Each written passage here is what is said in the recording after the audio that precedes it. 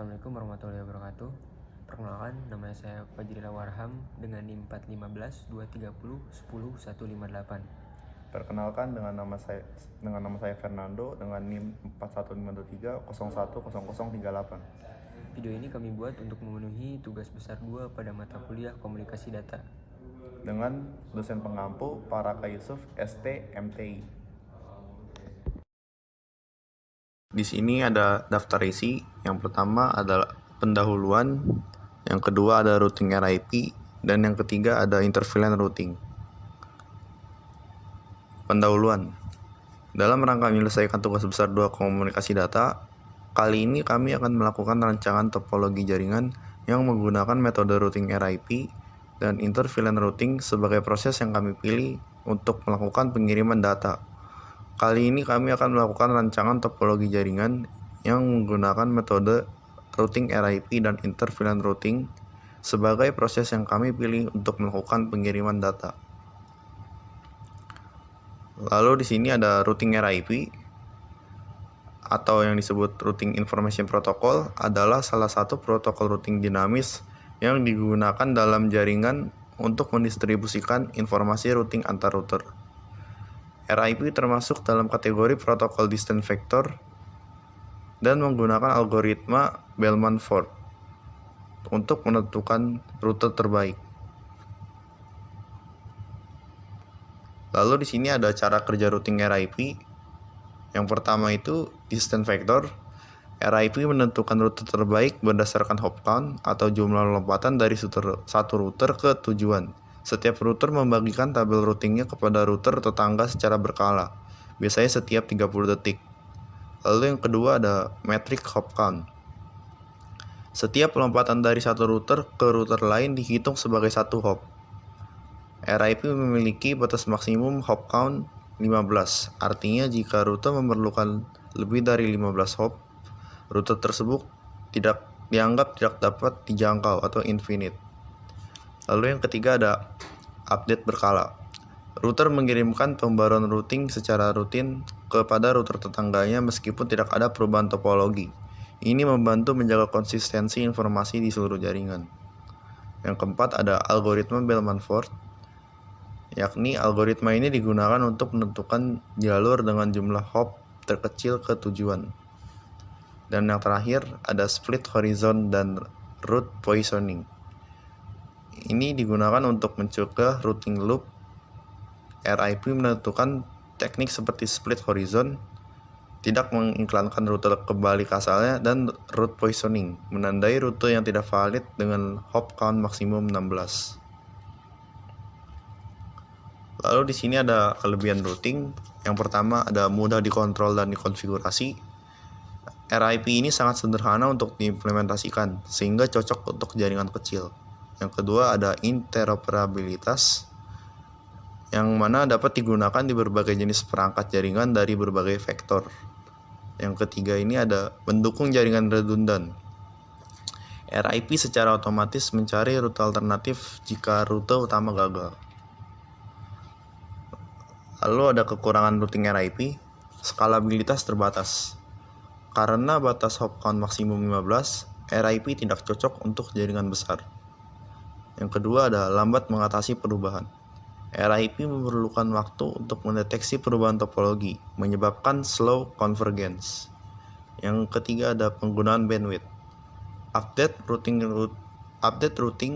rutin setiap 30 detik dapat menyebabkan pemborosan bandwidth. Lalu ada di sini interVLAN routing. InterVLAN routing merupakan suatu proses yang digunakan untuk meneruskan lalu lintas dari jaringan VLAN ke VLAN lain atau yang dapat disebut dengan proses untuk menghubungkan host-host yang berada pada VLAN yang berbeda. Karena VLAN memisahkan jaringan menjadi beberapa segmen logis, perangkat di VLAN yang berbeda tidak dapat berkomunikasi langsung tanpa routing. InterVLAN routing membantu mengatasi keterbatasan ini dengan memfasilitasi pengiriman data antar VLAN melalui perangkat layer 3 seperti router atau switch layer 3. Lalu di sini ada cara kerja interVLAN routing. Yang pertama itu perangkat di suatu VLAN yang berbeda akan mengirimkan paket ke router. Yang kedua, router akan memeriksa tabel routing. Yang ketiga, router akan meneruskan paket data tersebut melalui jalur yang ditentukan. Yang keempat, perangkat di VLAN tujuan akan menerima paket data tersebut. Lalu di sini disebutkan kelebihan inter-VLAN routing. Yang pertama itu ada keamanan jaringan, memungkinkan pemisahan lalu lintas jaringan antara berbagai kelompok dan atau departemen. Lalu dapat membatasi komunikasi antar VLAN sehingga mencegah akses tidak sah ke sumber daya jaringan tertentu. Yang kedua ada efisiensi manajemen jaringan, membatasi komunikasi antar VLAN sehingga mencegah akses tidak sah sumber ke daya jaringan tertentu. Memudahkan segmentasi jaringan. Yang ketiga ada skalabilitas.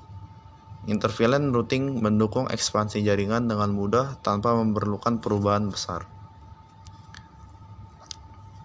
Lalu kita masuk ke dalam kekurangan inter-VLAN routing. Ada kompleksitas konfigurasi, biaya perangkat, dan kinerja terbatas. Berikut akan dijelaskan mengenai tabel penyelamatan topologi yang akan dilakukan pada praktek topologi selanjutnya yang menggunakan Cisco Packet Tracer. Baik, selanjutnya kita coba konfigurasikan di Cisco Packet Tracer. Di sini kita menggunakan 1 router, 3 switch, dan 6 PC ya. Kita masukkan IP dulu untuk setiap PC. Di sini kita masukkan 192.168.2.2. Nah, untuk gateway-nya juga kita isi ya.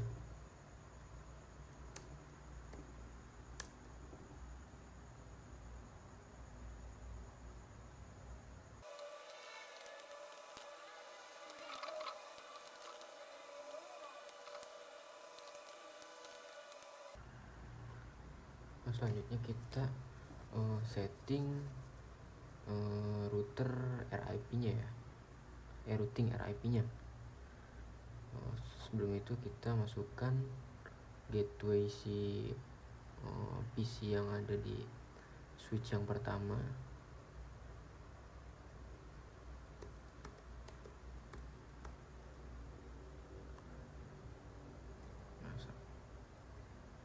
Gateway yang ini kita masukkan ke RIP.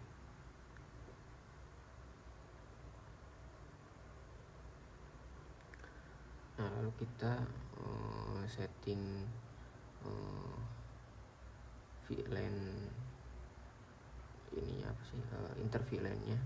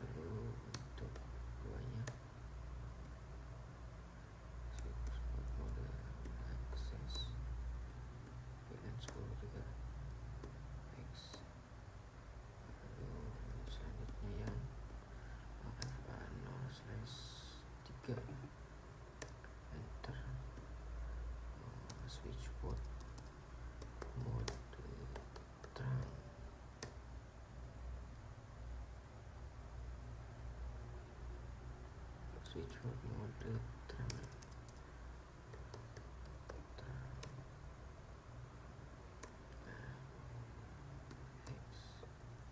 Lalu yang terakhir FA04,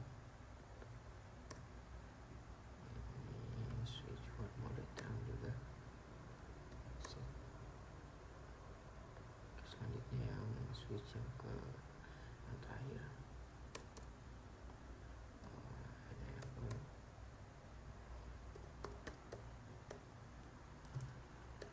configuration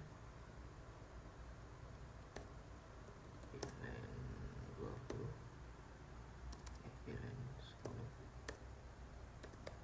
Namanya tadi kapital.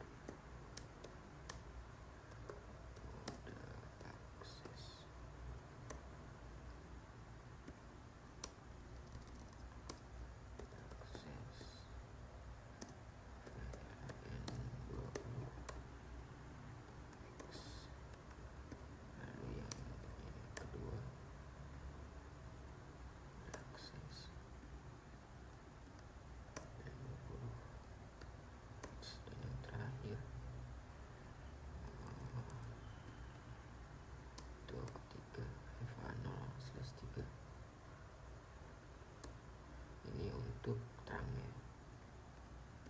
antar si switch terang. Oke, sip. Lalu yang terakhir kita setting ininya apa sih namanya, interview line-nya di router. Dulu guys.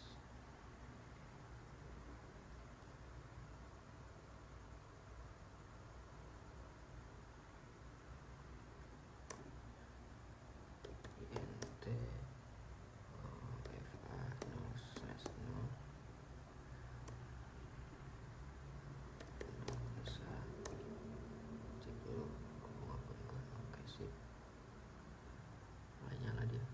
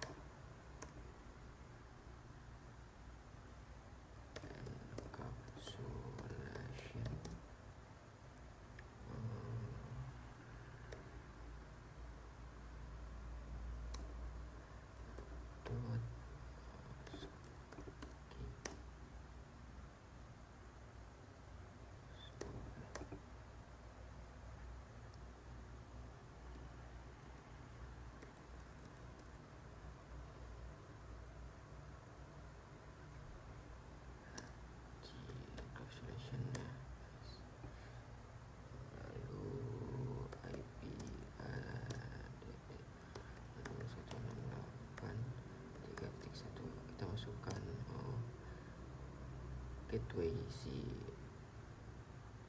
PC yang di switch yang kedua ya, sama subnet masknya 255.255.255.0. Kita X. Selanjutnya kita masukkan yang ke VLAN 20 nya. Oke, encapsulation 20. Setelah itu IP add 4.1.255.255.255.0. Sip. Itu kita exit. Nah, kita coba ya.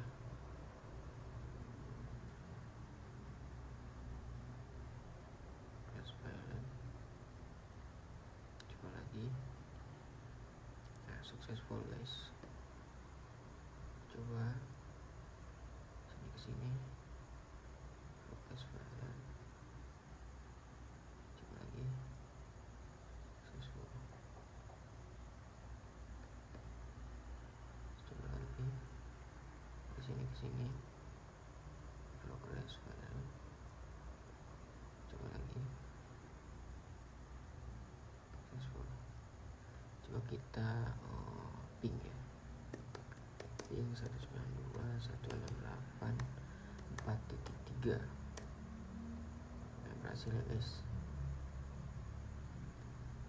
4.2 berhasil juga. Coba kita ping dari sini ke PC yang di switch yang pertama, ping 192.168.2.3, replay juga, titik 2, replay juga,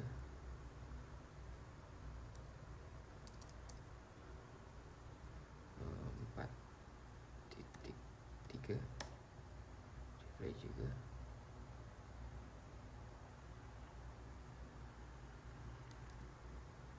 4.2, replay. Oke, replay semua ya.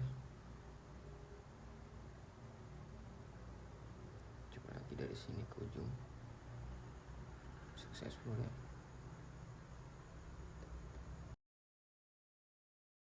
Sekian dari video implementasi topologi jaringan yang menggunakan intervalent routing dan routing RIP.